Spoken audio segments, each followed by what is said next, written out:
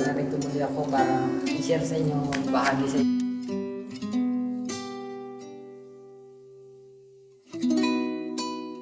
Sa inyo narunong na paggamit.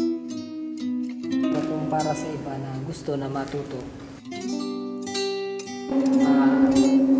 Maano para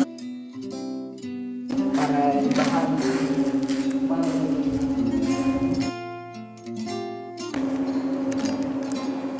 Okay, ayan. Benefits ko eh. Tiwala sila sa akin. Tiwala nila ako yung kailangan pag may mga kailangan Koreano.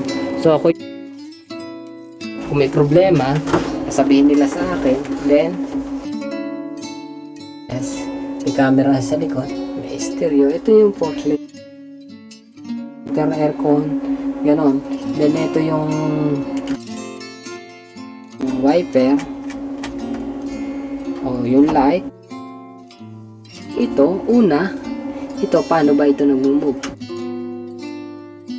Una, enter natin yung susi. Natin may open siya.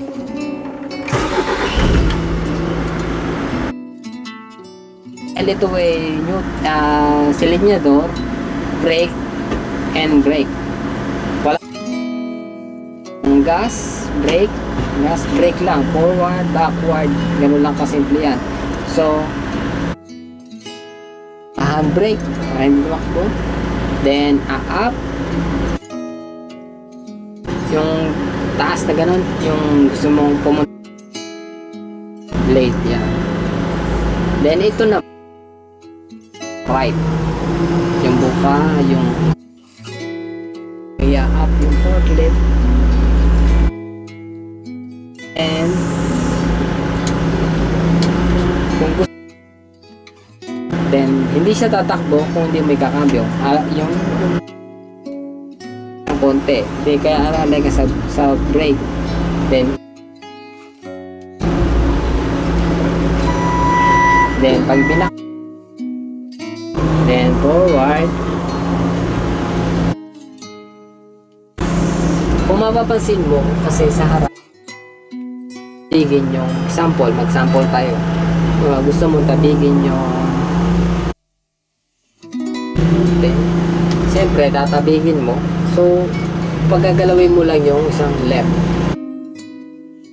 ulit, o kung gusto mo i-forward ang kunin yung halimbawa hindi ka makapunta doon sa tagilid.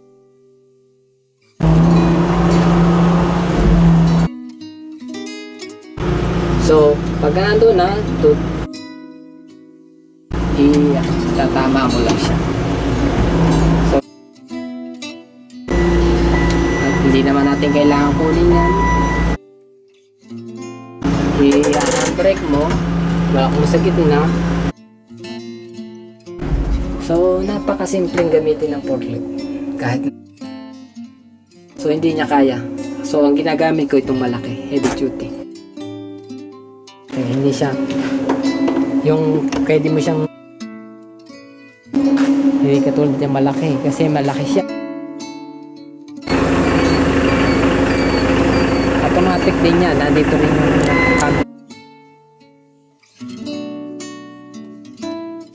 brake niya. So kahit na siya nakakambyo, hindi siya tatakbo. Tatlo lang ang disadvantage nito, tatlo lang yung blade niya. Subsob, patikwas, pasok down, isang yung so ganun lang kasimpleng gamitin. Kaya sa mga masisikip,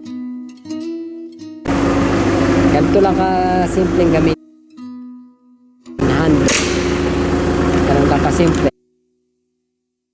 So ganun lang kasimple gamitin ng ulit ng susi. So ganun lang kasimple gamitin. Thank you. So, maliit na engineer. Maraming salamat. Naway ginagawa kayo sa pasensya na kayo sa akin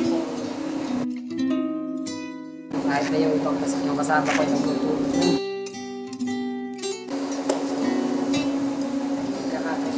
Naway na-explain ko ng